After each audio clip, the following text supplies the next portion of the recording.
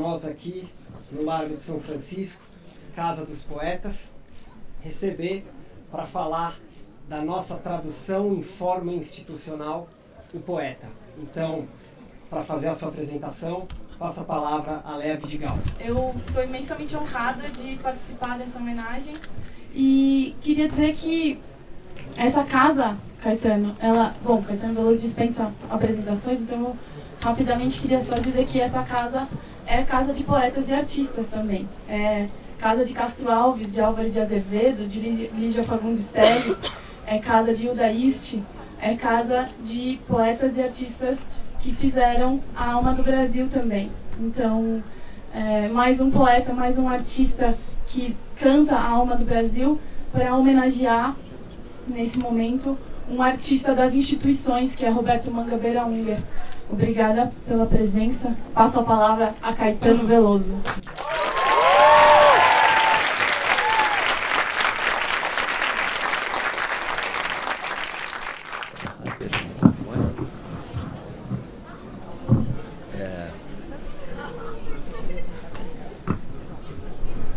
Acho que agora vale. Eu estava perguntando, vale esse microfone? Porque era um teste. Boa noite. A coisa mais importante é que eu nunca vim aqui antes. Para mim bastava isso. Eu conheço de nome, de fama, de histórias, né? E lendas do Largo de São Francisco, a faculdade do Largo de São Francisco, mas nunca tinha posto meus pés aqui. Então eu estou emocionado e fico muito feliz de que a razão para isso seja uma homenagem ao professor Roberto Mangabeira, porque ele tem sido, já faz algumas décadas, um dos faróis assim, que me orientam nessa difícil movimentação entre, digamos assim, a falta de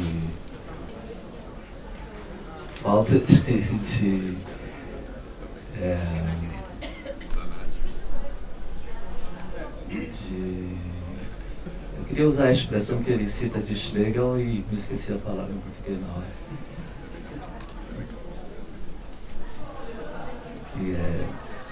Bom, eu vou ler coisas que eu anotei, porque senão eu fico perdido. Eu queria falar solto, mas me senti um pouco intimidado e escrevi. Mas não me senti muito bem, porque ao escrever eu disse, puxa vida, em vez de falar naturalmente eu vou ficar lendo uma espécie de verdade tropical mal escrita. Porque eu escrevi hoje durante o dia, por isso que eu não vim. Eu acordo tarde, mas eu talvez não visse Ciro, mas eu viria outras coisas, outras pessoas. Queria ter visto, mas eu estava atrasado em tomar nota. Fui tomar nota, em vez de tomar nota, terminei redigindo. Então é um pouco confuso, mas é o que eu pude produzir para apresentar aqui. Meus amigos íntimos, e principalmente a Paulinha Lavigne, frequentemente repetem que qualquer coisa que me seja perguntada, a minha resposta sempre começa assim: quando eu era criança em Santo Amaro, aquilo vai ser muito longo e muito pessoal. Então eu vou olhar o relógio para sentir A gente já está atrasado, né, no nosso horário. Bom, eu anotei primeiro, pensando que ia ser só uma anotação, o seguinte: um pensador progressista é aquele que pressupõe a possibilidade e projeta as formas de melhoramento da organização da vida humana. Cresci num ambiente, tanto familiar quanto de amizades, em que a visão progressista era perenemente valorizada. mas de tal modo que, quando a reencontrei no mundo acadêmico, exposta em fórmulas que intimidavam a liberdade individual de sonhar e inventar, tive de seguir buscando como se ainda fosse criança. Em minha casa, quase não havia livros. Eu invejava as pessoas que só via em filmes e fotografias que tinham grandes bibliotecas. Minha mãe lia livros de M. Dely. Ela gostava de ler e esses eram os livros para as mulheres. A impressão que me ficou foi de que ela os jogava fora depois de lidos. Nunca os via em prateleiras, nem mesmo em baús. Meu pai tinha amigos letrados e tinha tido alguma vida intelectual na extrema juventude. Seus amigos mudaram para Salvador ou para São Paulo e seguiam comprando livros e lendo-os. Ele não. Mas meu pai guardava de cor poemas simbolistas brasileiros que ele recitava, andando num vai e vem pelo corredor que ligava na parte térrea do sobrado à sala de jantar, às dependências da agência postal telegráfica de que ele era o chefe. Sobretudo poemas de Arthur de Sales, poeta baiano que chegou a ter reconhecimento nacional. Entrou na ABL e, segundo o Google, foi amigo do avô e do tio-avô de Mangabeira. O Arthur de Sales foi amigo do seu avô e do seu tio-avô.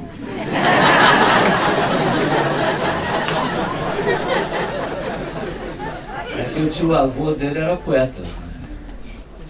E o avô dele... Francisco, é. E o avô dele foi governador da Bahia. Sobre quem Jorge Amado conta que um operário, no final do mandato dele, as pessoas foram se dirigir a ele, publicamente um operário levantou-se e disse: Doutor Mangabeira, o senhor governou a Bahia com muita delicadeza. Eu gosto muito dessa história, contada pelo Jorge Amado, no Bahia de Todos os Santos. Bom, meu pai dizia poemas de Arthur de Sales e eu queria saber como era tudo, né? Tinha imaginação estética e filosófica, mas não me tornei um autodidata organizado.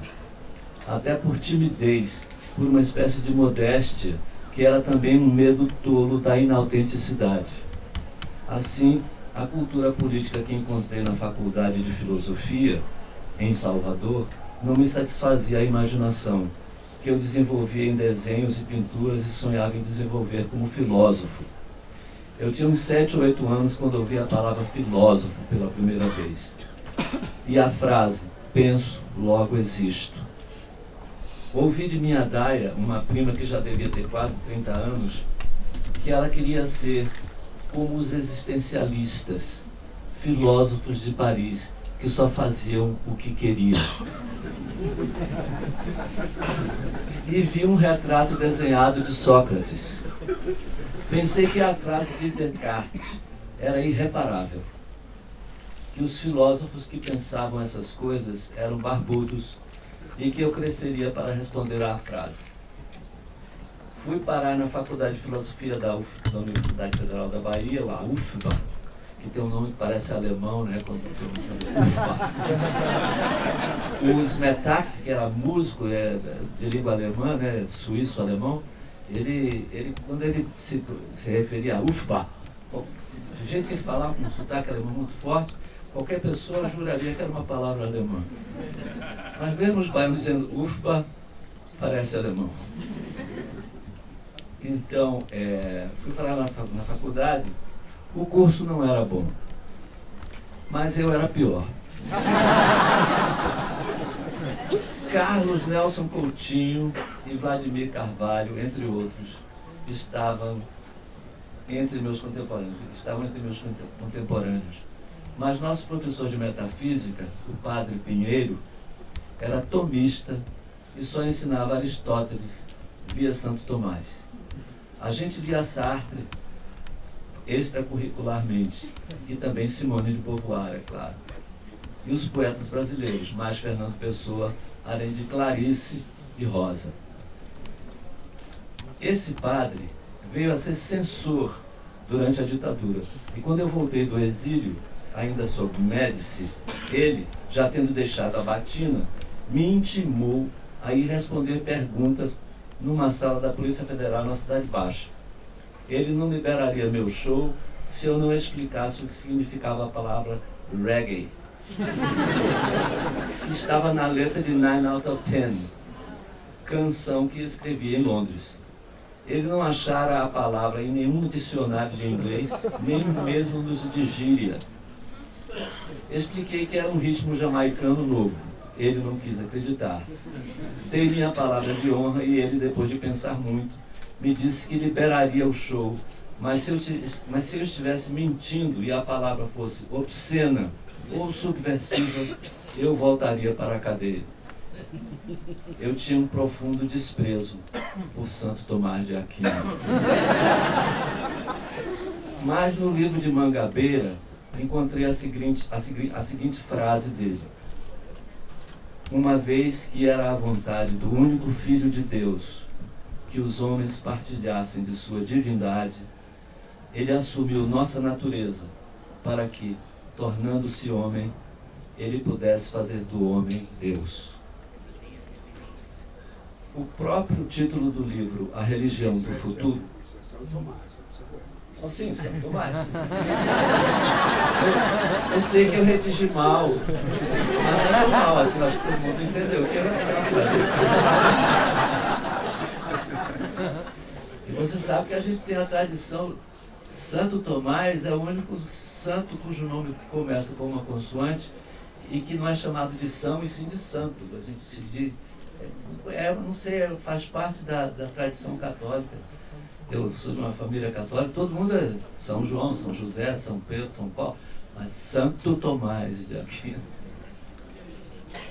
Então, a frase é bonita, a frase de Santo Tomás que o Mangabeira citou é lindíssima e aparece o negócio que é bem central no livro que eu escolhi para ressaltar aqui.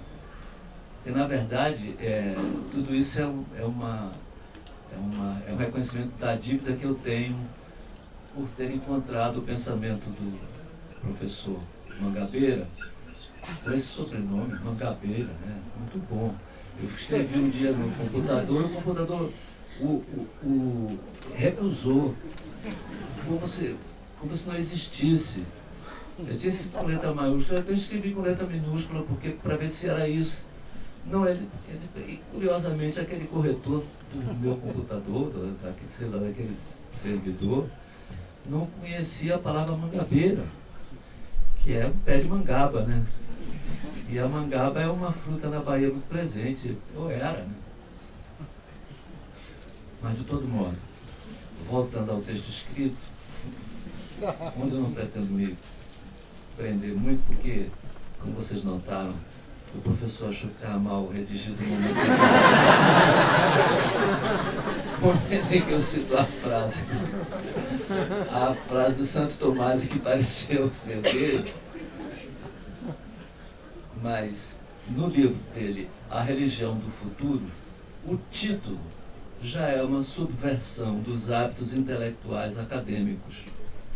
Estávamos acostumados a considerar grande ousadia crítica a vivência intelectual do marxismo por parte de seus cultores acadêmicos e, sobretudo, de seus seguidores na ala animada e ingênua da estudantada, como uma religião. Ou seja, a gente estava acostumado a criticar. O marxismo virou uma religião, entendeu? Mangabeira, numa virada radical, parte da abrangência maior da visada religiosa para reafirmar o que a esquerda deve aproveitar do marxismo, ao passo em que ele faz as críticas mais contundentes. Mormente a submissão do espírito à estrutura e, por isso mesmo, o determinismo que apresenta formas estanques, pacotes fechados de estágio supostamente necessário do desenrolar da história. Estou aqui como quem sou, um representante da cultura popular romântica que Mangabeira não despreza em sua mirada peculiar da história moderna. Vista à luz da revolucionária criação das grandes religiões, a batalha cultural que se vem travando há quase 3 séculos é o centro de seu estímulo intelectual. Nesse livro, que não seria o escolhido pelos estudiosos como o mais atraente do nosso homenageado, encontro talvez a mais atrevida empreitada de afirmação da vida, principalmente porque é a afirmação da vida real de quem o escreve, de dentro da cultura cristã e do entendimento do tempo como único fator irrecusável. É a vida como é percebida por homens como nós, criados na luta com o mundo, diferentemente dos que se formaram nas religiões de superação do mundo, em que o tempo é negado, ou de humanização do mundo, em que a escuridão da falta de fundamento último é mitigada por regras de relações benignas entre os homens. Mangabeira repete sempre a máxima de Schlegel, que eu esqueci na hora que eu queria falar, não estava nervoso. Duas coisas são fatais para a mente: ter um sistema e não ter sistema. Quero também ousar encarar essa armadilha e, a um tempo, reafirmá-la e livrar-me dela. Um inquieto pensador autodidata baiano, Rogério Duarte, fez uma tradução do Bhagavad Gita diretamente do sânscrito e em versos. Sua tradução foi editada pela Companhia das Letras e vinha acompanhada de um CD com alguns trechos musicados por colegas meus. O tradutor era meu compadre e foi influenciador do que veio a se chamar tropicalismo na música popular. Ele quis trazer direto do sânscrito, mas adaptar a métrica e a prosódia do cordel nordestino. Isso encantou muita gente, mas também recebeu críticas que viam no ritmo e no vocabulário, sobretudo o uso de pronomes pessoais de primeira pessoa, traços cristãos que desvirtuavam o original hindu. Canto a mais bela das canções que saíram dessa aventura. Por acaso tem música de Moreno Veloso, meu filho, que aliás é afilhado do tradutor, de batismo católico. Batizei todos os meus filhos segundo o desejo de minha mãe.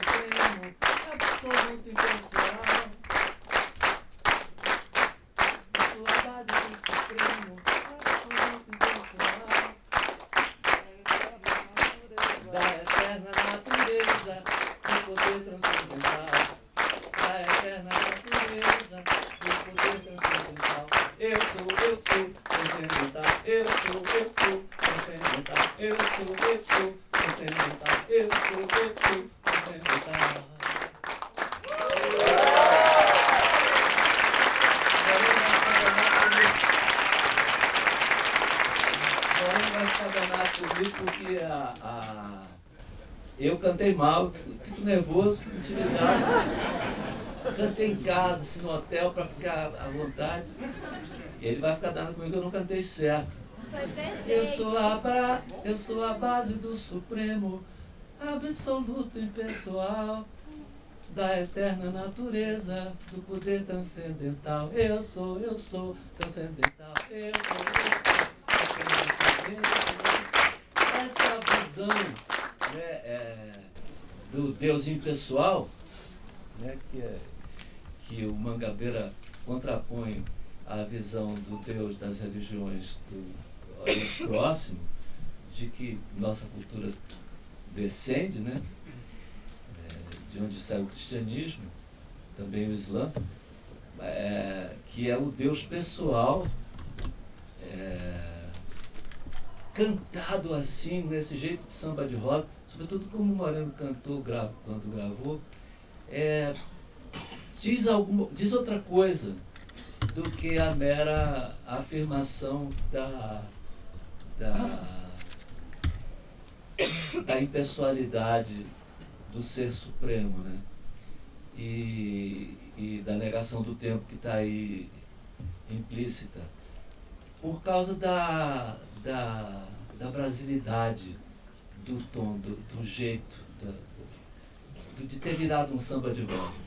Isso me toca e parece que mexe com os elementos centrais desse livro que me fascina e do qual estou falando. Eu quis cantar para ilustrar um pouco minha fala, porque afinal eu sou cantor, eu faço música popular.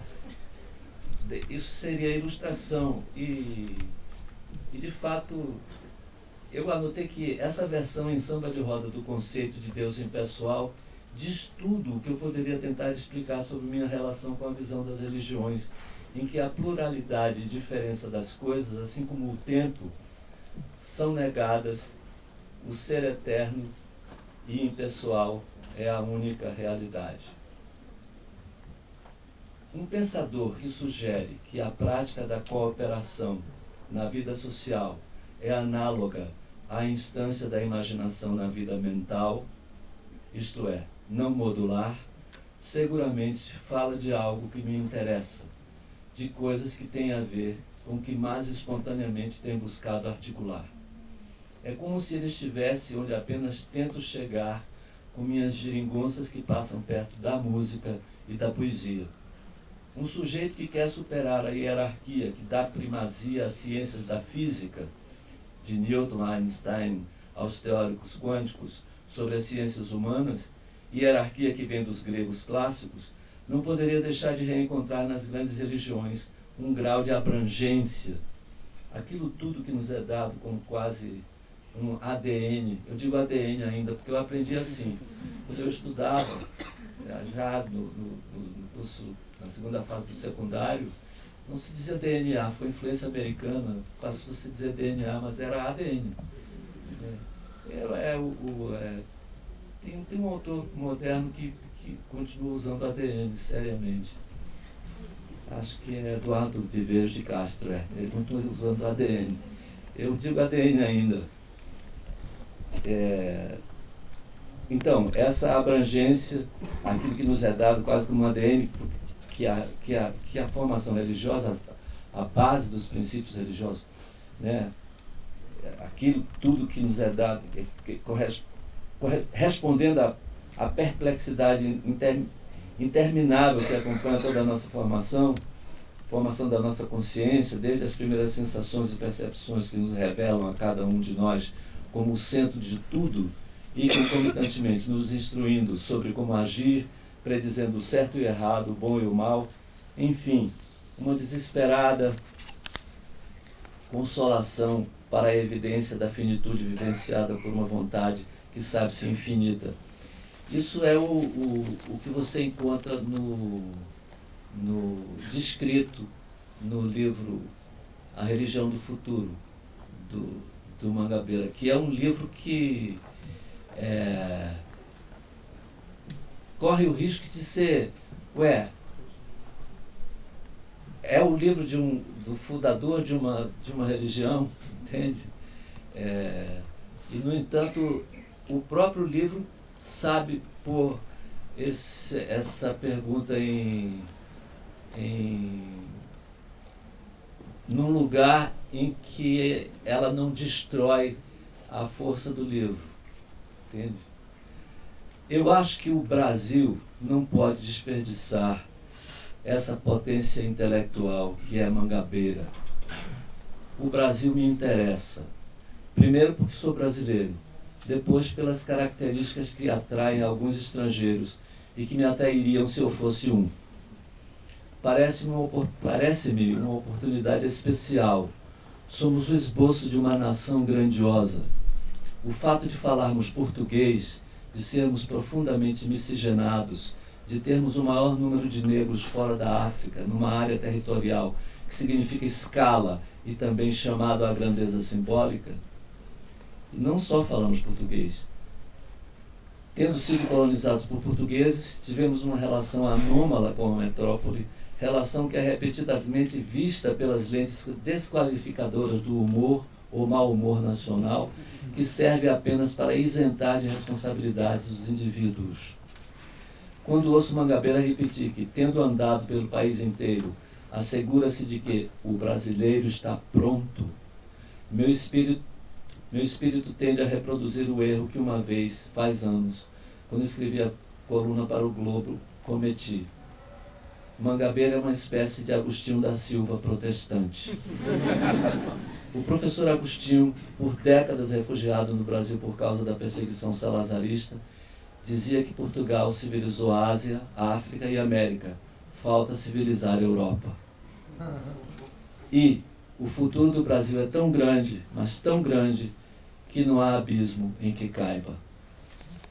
Esse são momentos de fala desaforadas do professor Agostinho, mas o professor Agostinho foi importante para mim no meu período de chegada a Salvador, que coincide com toda aquela onda de vanguarda. Hoje o professor Mangabeira ontem me perguntou que papel você acha que a Bahia tem, que especialidade teria a Bahia? Eu não sei, mas a Bahia foi o lugar onde o Brasil começou, porque o Brasil começa com a chegada dos portugueses. E o que a gente chama de Brasil começa com a chegada dos portugueses. E ali chegou, foi a primeira capital da colônia, e ali se mantém o maior número, a maioria da população de Salvador é negra. E o que a gente chama de Bahia na Bahia é Salvador, né? Eu sou do Recôncavo, de perto de Salvador, do entorno da Baía de Todos os Santos, e aquilo ali é uma área muito, muito negra, estatisticamente e também culturalmente. Além do que, tendo sido a primeira capital colonial, mantém muitas relíquias arquitetônicas e urbanísticas do Portugal, do início. Portugal é curioso para mim, professor. Portugal é curioso que tenha sido o primeiro a sair pelo mundo, o pioneiro da globalização física e ter perdido tão cedo a sua relevância e grandeza no cenário mundial. E a história do Brasil reflete isso de uma maneira que às vezes é até oposta a um apequenamento, porque por razões ligadas a isso, o Brasil se tornou um país imenso territorialmente, o que não aconteceu com o conjunto de países de língua espanhola. E por outro lado, nós temos um ritmo diferente, né? As coisas acontecem do resto da América Latina.